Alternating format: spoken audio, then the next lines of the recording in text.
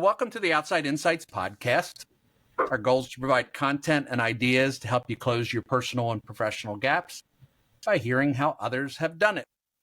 I'm your host, Chris Burkhardt, and today I'm more than thrilled to have Sheila Bravo on the show. She's president and CEO of Dana. Welcome to the show, Sheila. Thanks for being a part of Outside Insights. It's great to be here. Thank you. So Dana is a not-for-profit formed to serve not-for-profits or nonprofit to serve nonprofits. Our goal today is to discuss the unique environment of running a not-for-profit organization in today's world and the role Dana plays in helping not-for-profits navigate and thrive and succeed. So Sheila, I think you've got an incredible background, and the most fun way I could think to have us get this out to the audience is, how did you go from working with Vlasic Pickles and Godiva and glassware to a PhD in organizational leadership, specializing in not-for-profit management? How'd you get there? Well, I think it goes to show that you never make the plan the way you plan to make the plan, right? So I started my career in consumer packaged goods marketing, moved into global business development, was running a conglomerate of multinational brands such as Corningware and Pyrex housewares. But I was also traveling. I was about 80% travel. I had 2 young kids, and I really began to reflect on the fact that, I did make this commitment to be a parent, but I wasn't around much. In fact, on my son's 3rd birthday, I realized that he had only seen me on the weekends his entire life. And so I made a big decision, and that was to step out of corporate America and strike out on my own as a consultant. And I began to provide marketing and strategic planning and innovation consulting to what I'd call mid-size consumer companies. And what was really interesting along the way is that oftentimes when I was brought in to address strategy issues or innovation issues, there seemed to be leadership issues that cropped into this. And so I'm consulting, and I started teaching at one of the universities in the Philadelphia region in their MBA program, and realized that I really liked that combination of teaching and consulting. And so I decided to pursue my PhD. And the thought of getting a PhD in an area that I had already been working in for years didn't seem very appealing, but I was really fascinated with this leadership concept. And so I decided to pursue my PhD in organizational leadership. By then, we had moved to Southern Delaware. And so when I looked around at programs that would fit for me, I went to University of Maryland, their Eastern Shore campus. And sure. In that process, you have to decide what your doctoral dissertation will be on. And once again, I had to figure out, well, what am I going to write? What am I going to do that's going to add to the body of knowledge? And about then, I was doing some consulting work with a small nonprofit. And I was really fascinated with this leadership concept of an all-volunteer collective that operated as one body to make significant leadership decisions for an organization that they might not have any expertise in. And so my doctoral research is on nonprofit boards. And through that research is how I got introduced to Dana. And then later on, I was invited to serve on the board of Dana. And then when my predecessor announced he was leaving, I thought this might be a great job to put my name in for. And I've been here now 8 years. Well, first things first, I think it describes a very contemporary career. We get started with a notion of what success is, what we want from a role. I mean, you and I have talked many times, and we share, for the audience, we share a common love of all things leadership. We could, whether we're being taped or not, we could talk for hours just about leadership, I think, Sheila. It's always been our draw. But I also think that being in that type of product management, like, that's the dream job. Yet, as you got into it and you think about all the roles that you want to play in life, well, it's hard to have the life you want, but you got to figure that out along the way. And it's a great story that, of what success can be. So thank you for sharing that vulnerably, because who the heck would want to give up that job? Well, if you've got other roles in life and you want them to be different, it makes a ton of sense. Um, you know, I'm curious though. Strategic planning. I guess strategic planning and some of those things, it's probably very similar to product and project management, correct? Not to geek out on you, but they're very similar in construct. Um, I would say that the way I have approached strategic planning, yes, and Yeah. especially when I think about nonprofits, strategic planning, when you're in a corporate environment, you are typically looking at how you can strategically advance Mhm. the interests of the company, the brand, its value to shareholders. And it's very similar, except when you're talking about a nonprofit, you're really looking at the value to the community. And so rather than starting with organizational constructs and organizational growth, you really start with what's the mission and impact that you want to have in community. And in some ways, the organizational model is an enabler to making that happen. And so that to me is a real big difference when we think about the kind of strategic planning that you might get in a corporate setting with, one of the big consulting firms versus what we do to try to really help move the needle in making the kinds of change that we want to see in community. Or I don't know if we've talked about it, but do you like the concept of the BHAG, the big, hairy, audacious goal in the nonprofit space? Is that something you like? Yeah, so Jim Collins was an inspiration for Dana many years ago when we kind of rebranded, and we did look at our BHAG, right? Yeah. And also what I like to call our hedgehog, right? What is it that you're Oh, passionate about? What is yeah. it that drives your engine, and what is it that you can be really good at? And so being able to marry those three things, whether it's in life or with your organization and company, Jim Collins determined that those are really key indicators of how you Yeah. can be successful and a great company. What strikes me about that concept of the BHAG and nonprofits is I often hear business leaders, not for-profit companies, that are defining their BHAG as be the biggest or a big number, when it's much easier for me to think about the emotional appeal of members served in a not-for-profit as a BHAG, or people taken care of, or it's much easier for me to connect something interesting, an emotional story for a nonprofit.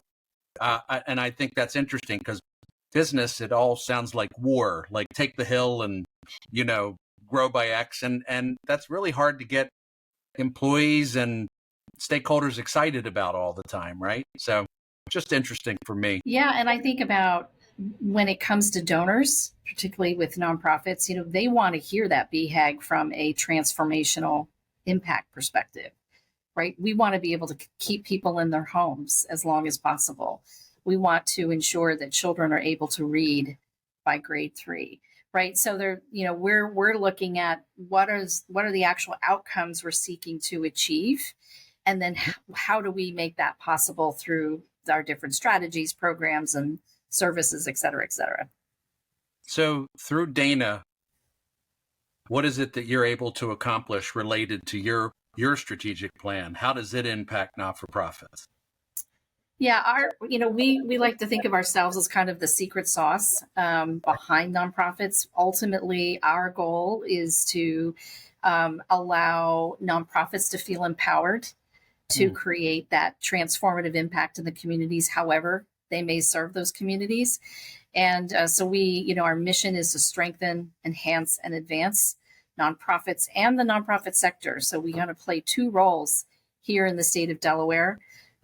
Individually with nonprofit organizations, we're helping leaders and boards of directors with their strategies, with their resiliency and sustainability strategies for their organization.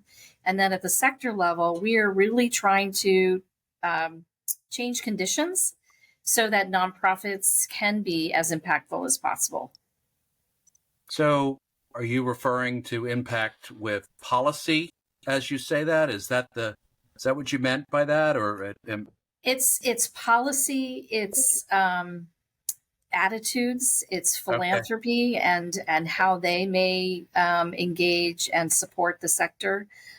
We work certainly with our government and policymakers around some of those policies, but also we partner with the philanthropy community on defining strategies and ways to really help boost more resources so Yeah. that Delaware nonprofits can do their work as effectively as possible.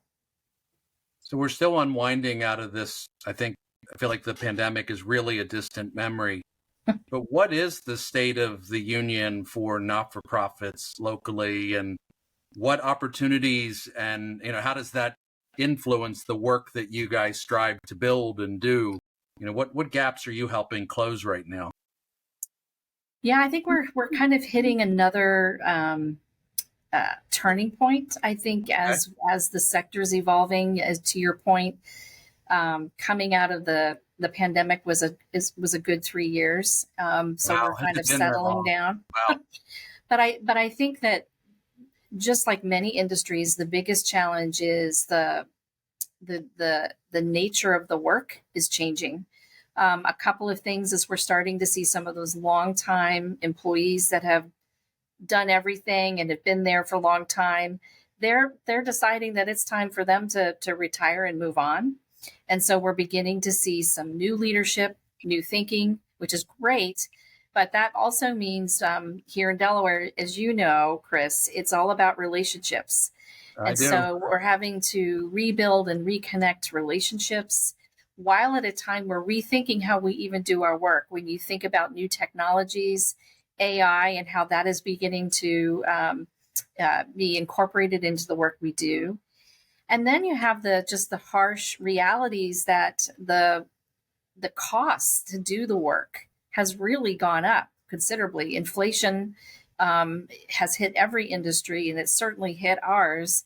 But the funding sources that pay for the services did not go up at the same levels. And so when you think about government, both federal, state, and county level governments, they're very, they often contract nonprofits to do work on their behalf, but they're not necessarily raising what they're going to pay the nonprofits, which then puts a lot of pressure on philanthropy to try to make up that difference, or individual donors. And I think that's really where we're beginning to see more and more tension, is as the costs are going up, the funding sources to offset are not there.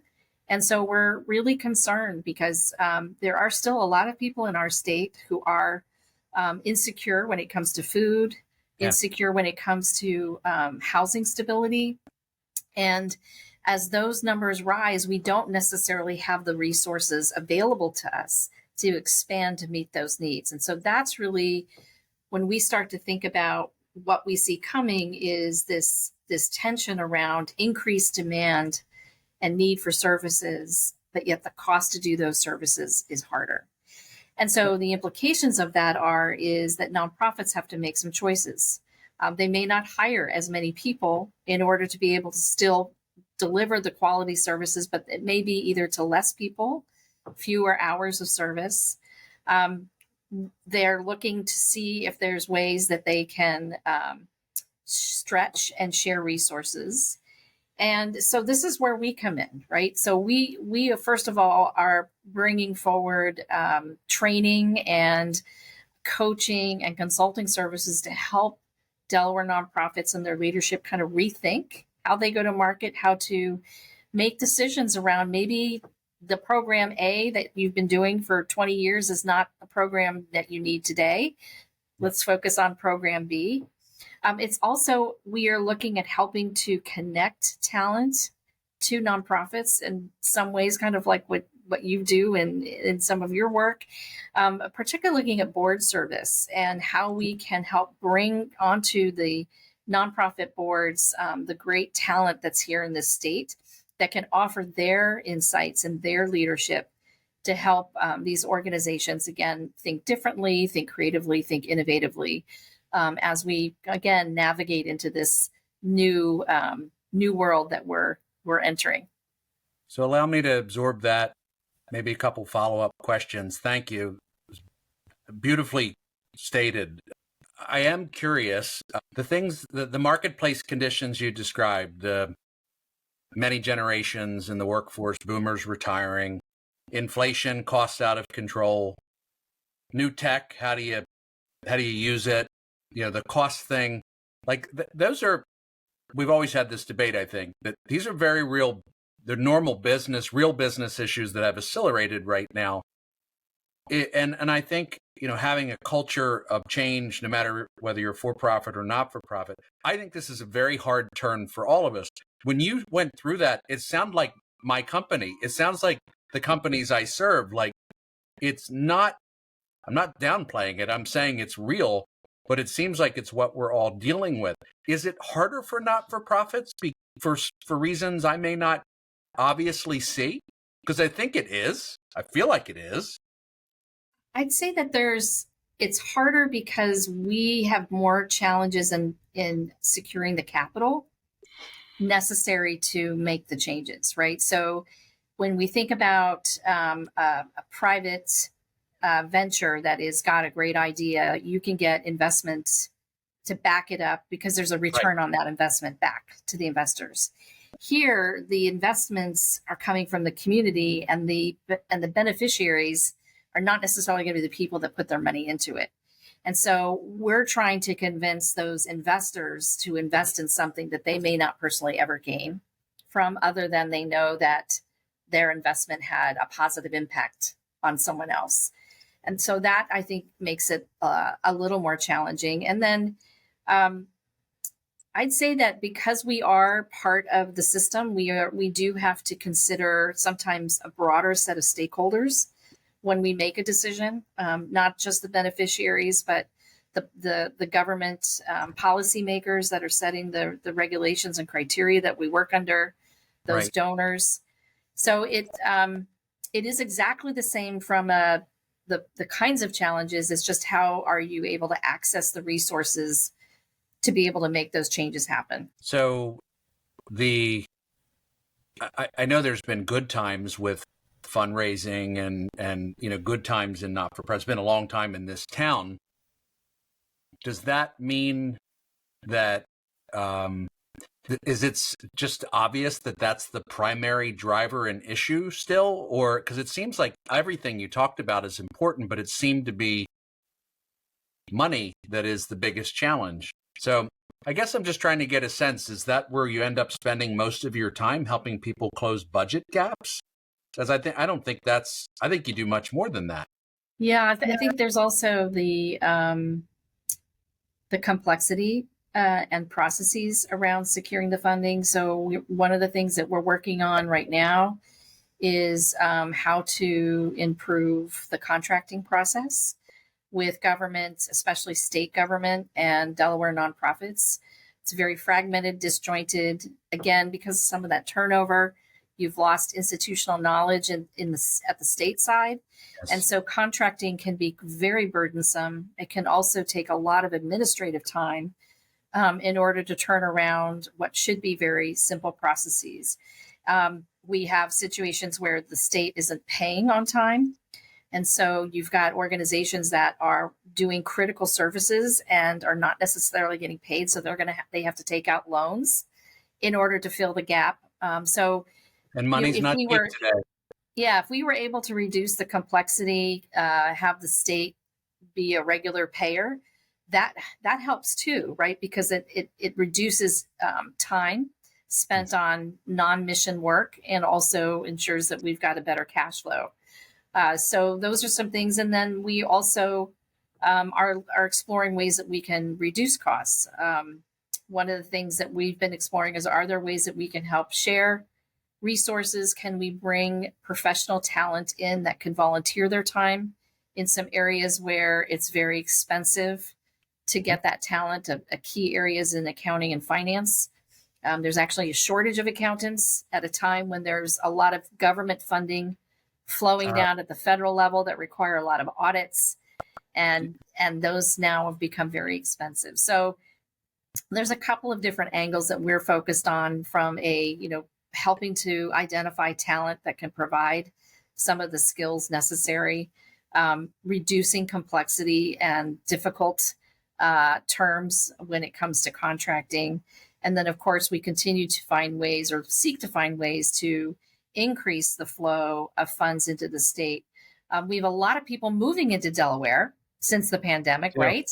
And they may not all know about the wonderful nonprofits that are here in the state. So we also are working with our philanthropy partners on how do we send that message and tell people about the great work that Delaware nonprofits are doing here. So it seems like you're doing an awful lot. Yes. Awful lot.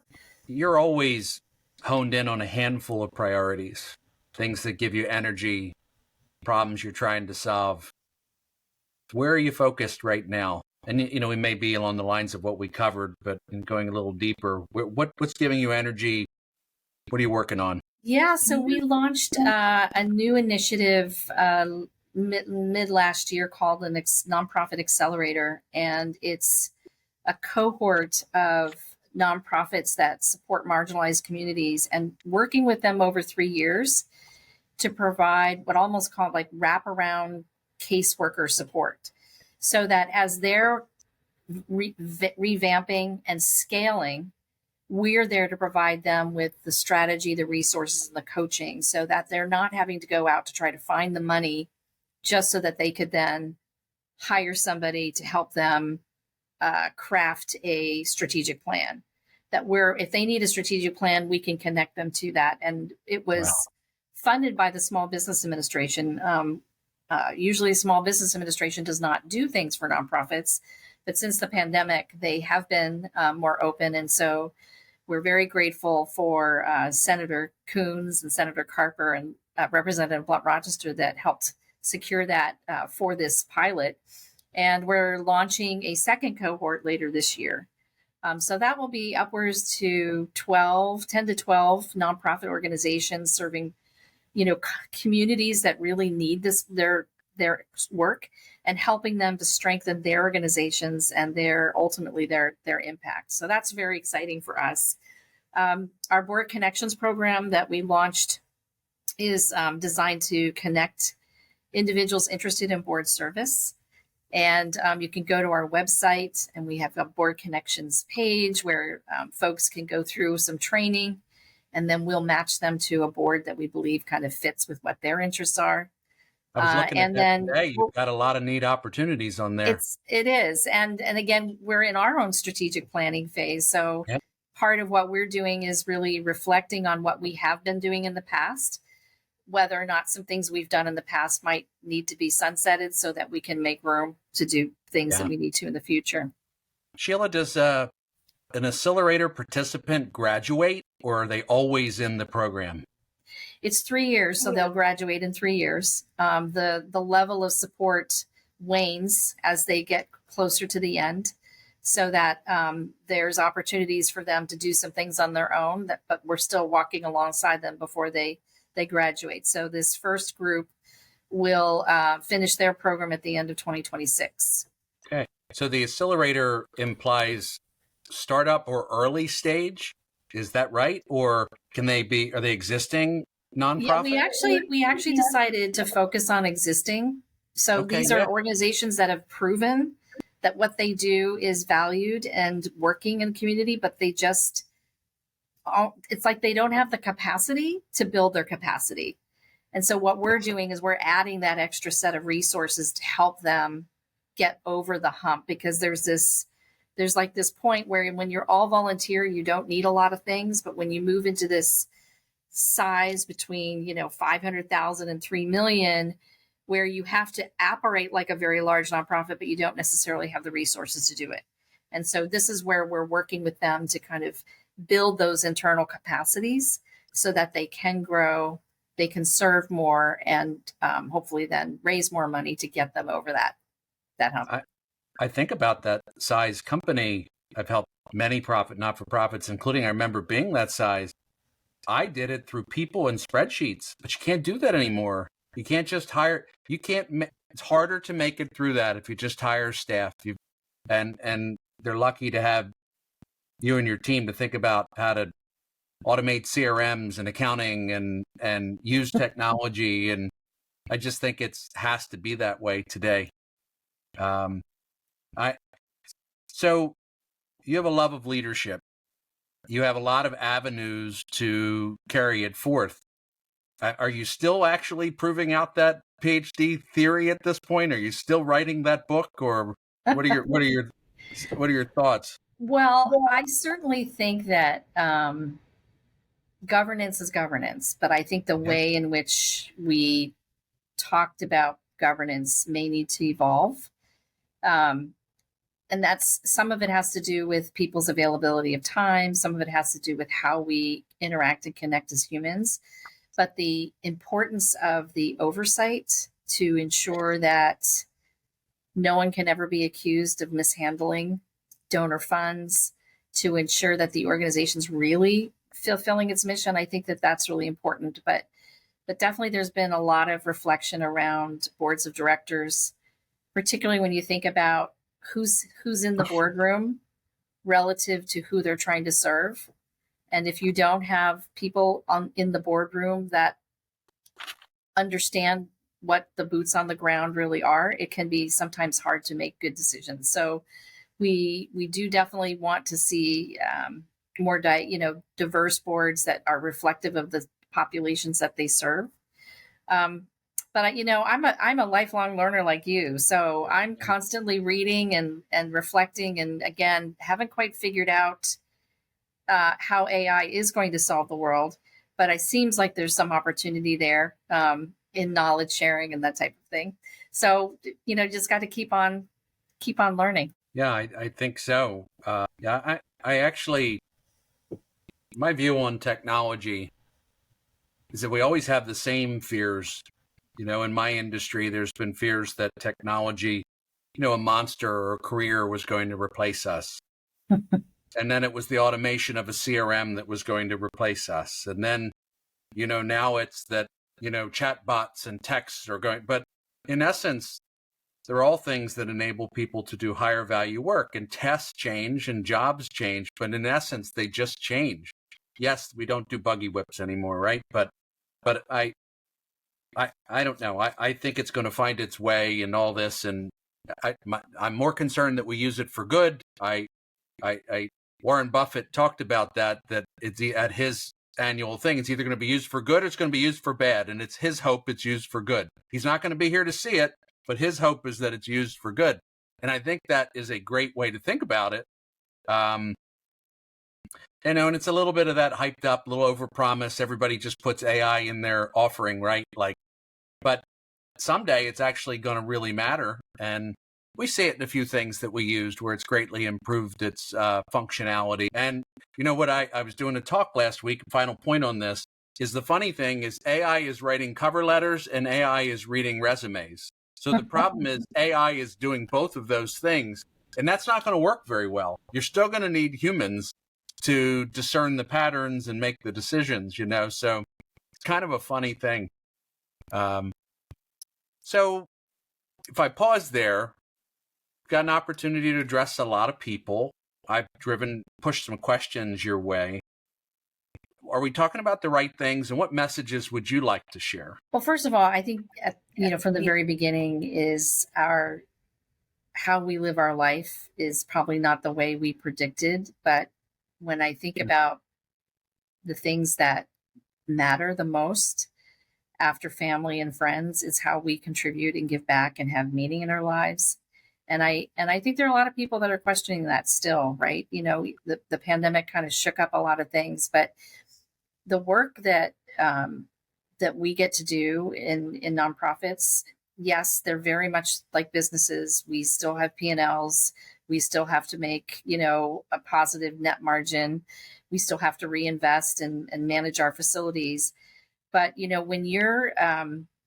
when you're helping somebody get access to their first home, or when I think about the quality of our parks, because people have helped to make sure that they remain clean, the theater and the opportunities for kids to learn dance and art and all of the other kind of extracurricular activities, there's so much joy in that. And so as I think about folks who are kind of coming out of college, they're early in their career, they've got so many things that they're looking ahead, is to look within the nonprofit sector as well, to as not only just for opportunities for volunteering, but also opportunities for a career.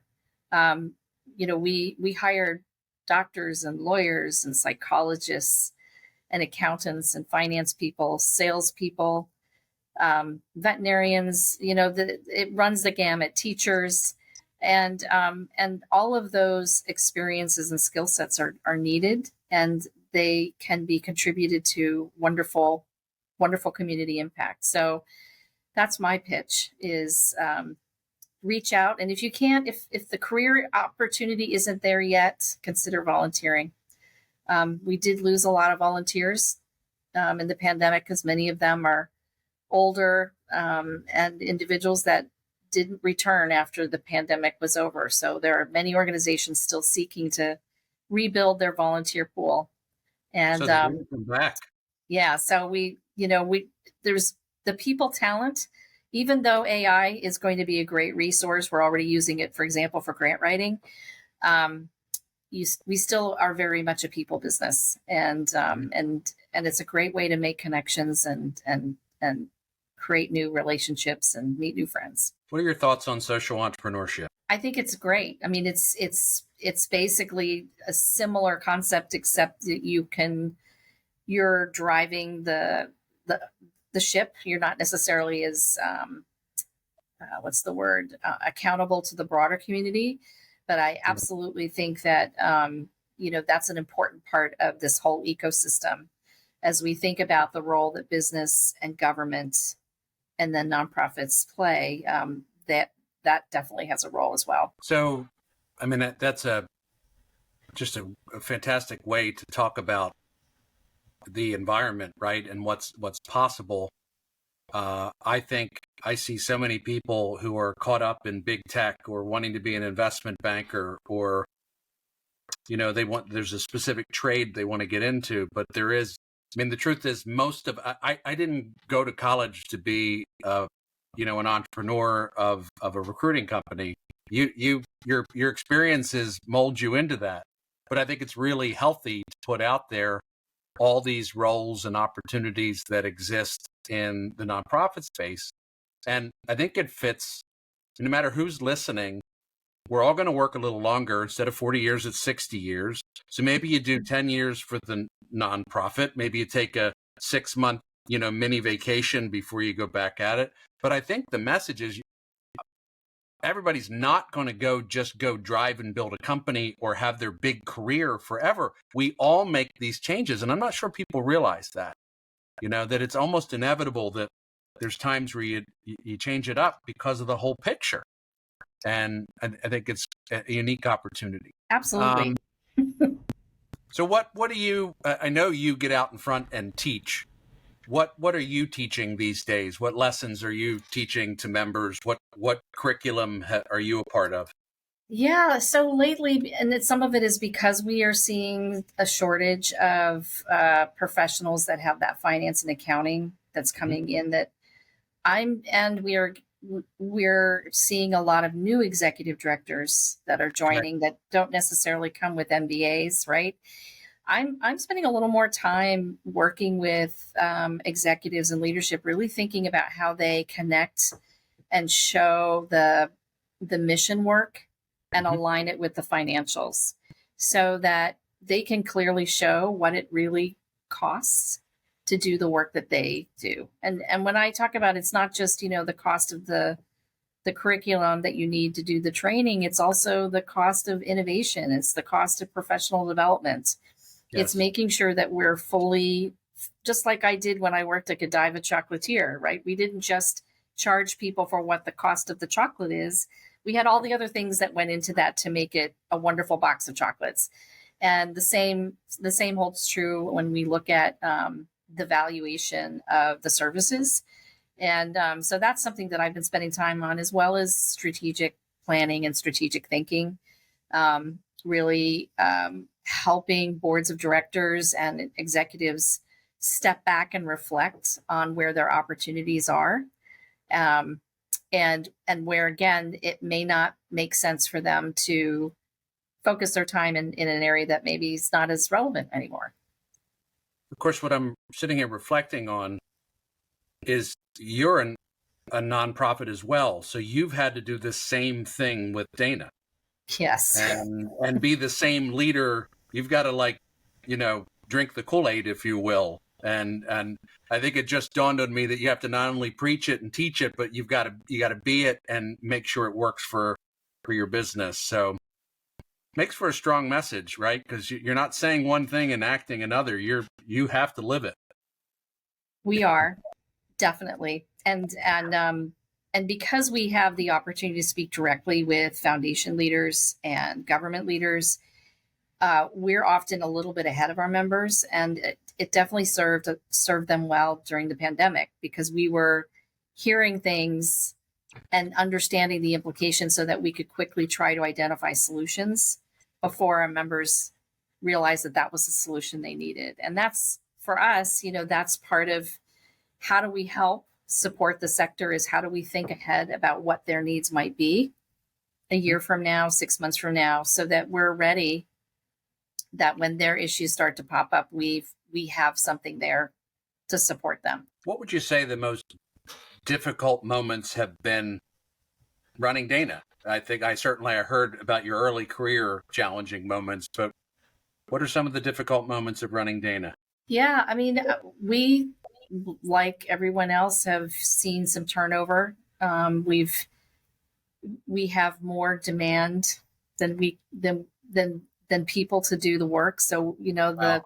the team is time stretched. And then when you add in, unfortunately, many people, family challenges and issues, we've just had times where we were not a fully functioning team. We would either, we'd have an opening or two openings, or somebody was on leave. And so that's challenging, because the demand and the need for services continues on. And I feel like we're lucky. Yeah.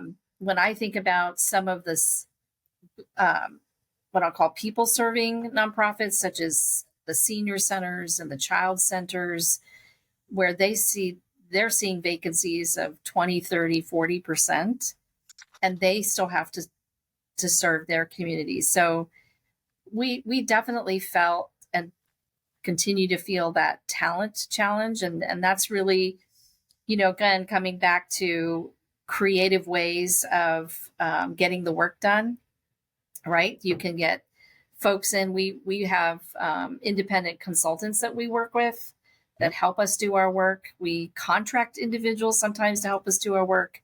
And then we have our full-time team that are very, dedicated to what we do. And then we contract with companies that specialize in, certain aspects of the work that we need to do, but we don't need it done all the time. And so I think that's the other thing, that maybe as we think about going forward, who's on our team may not look the way our team was configured, 3 years ago. And just rethinking what workforce looks like and means is something that I think our sectors is starting to do. Sheila, I spend so much time talking to people what is actually core to their business, and labor has always been considered core to their business. But you're practicing a very contemporary workforce strategy with that approach. It's what big business is doing, is they have to. I mean, I hate to say it's a have to, but based on, it's quite an interesting pot of stew of factors that make it really hard to find talent. I mean, it's more than one thing, right? But, generally speaking, there is still a shortage.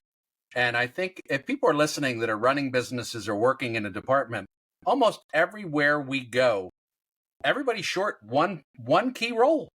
And you're right about the not-for-profits and bookkeeping. It is the most popular call to our business. And it's constant. So it's not just, it's not just Dana. It is a Mid-Atlantic thing.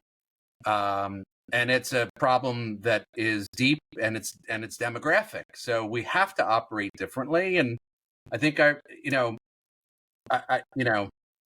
you're not apologizing for it. It is change, but I think it is the only way that business can put together and cobble a team together to get the job done today. Shifting gears with you, you're a lifelong learner.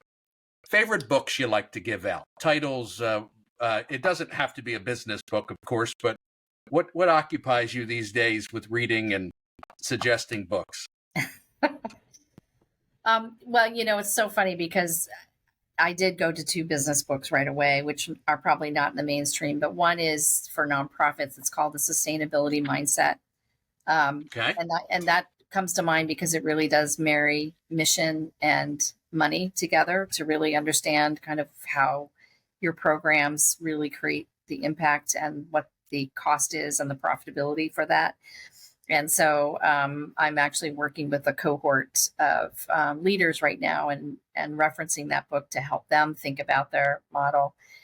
There's another book that has stuck with me over the years, and it's called Leadership BS by Jeffrey Pfeffer. And that book, for me, what I just find fascinating is what we say we want leaders to do and then who we actually rise up as leaders. And, thinking about over the decades, some of the people that we have glorified into positions of leadership, like the extreme example would be like a Hitler, right? He was considered a great leader, but he was absolutely had none of the characteristics of what we consider and what we want leaders to be.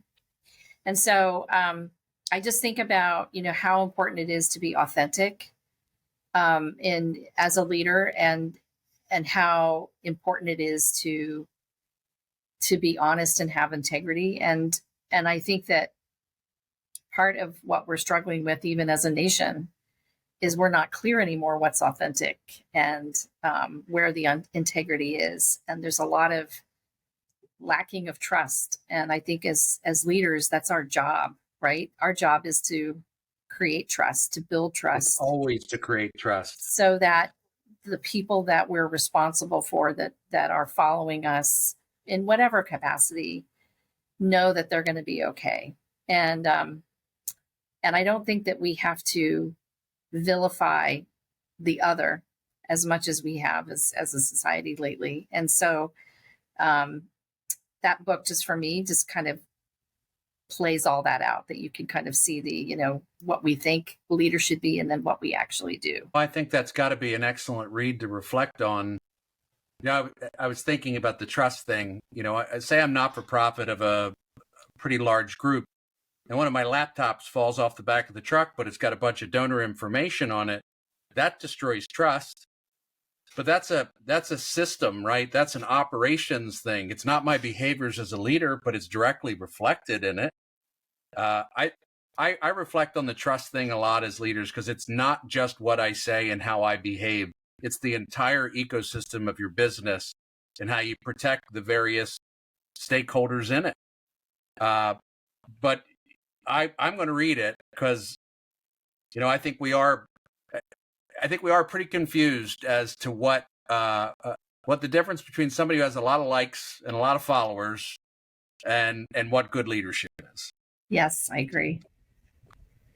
So I have a final question for you. I'm going to change it for you. What advice would you give that young person that was busting it early career, in the pick Godiva or wherever your first experience was? What advice would you give that young person today, Sheila?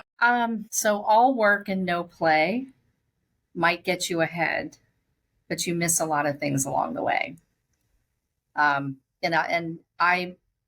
I mentioned before that I was at 80% plus travel. I traveled all around the world, but I never took an extra day in many of these countries to just enjoy the country I was in.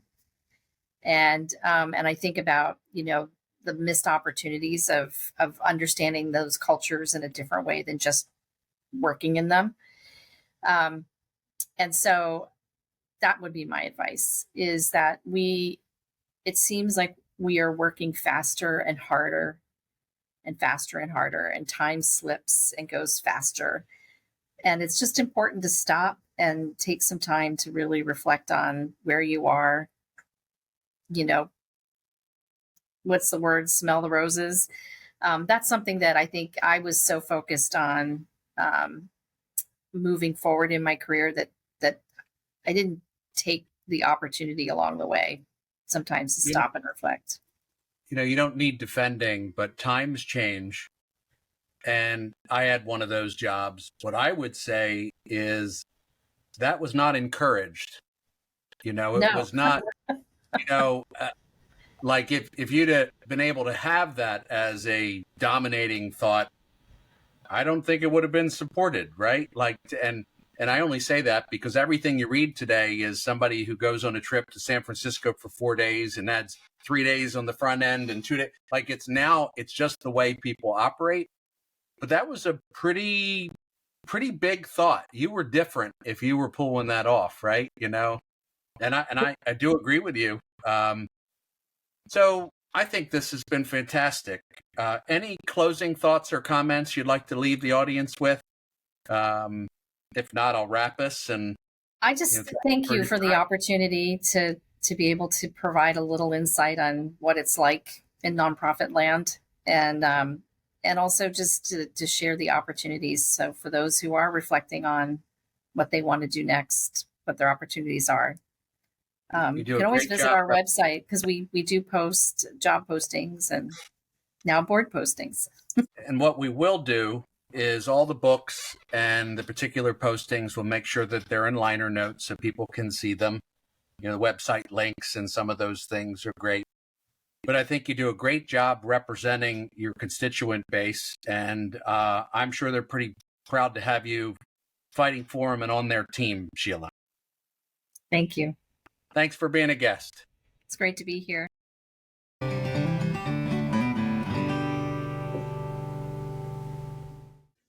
A few years back, I started Outside Insights really as a platform to do good. The pandemic was raging. It was a time of confusion, angst, and it kind of triggered some creativity where, for me, I was constantly spending time with either entrepreneurial business clients or the workforce. And there were problems with people not necessarily being where they want to be in life. So the irony is Outside Insights and my book Opposite the Crowd, which I co-authored with my dad, Alan Burkhardt, were kind of born together, as Alan was some of those early guests. And those guest shows turned into chapters of our book. It was an audiobook first.